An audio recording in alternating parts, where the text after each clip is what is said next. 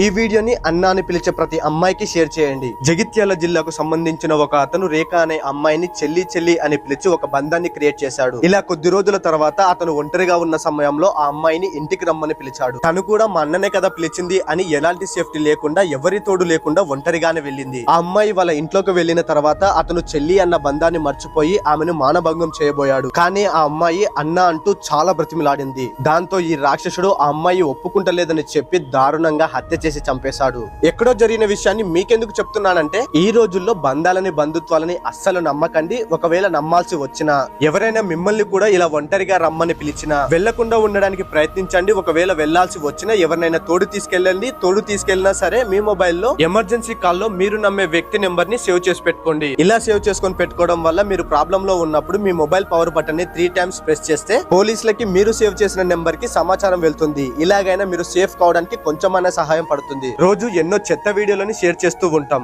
ఒక ఆడపిల్ల జీవితాన్ని కాపాడడానికి ఈ వీడియో షేర్ చేయండి.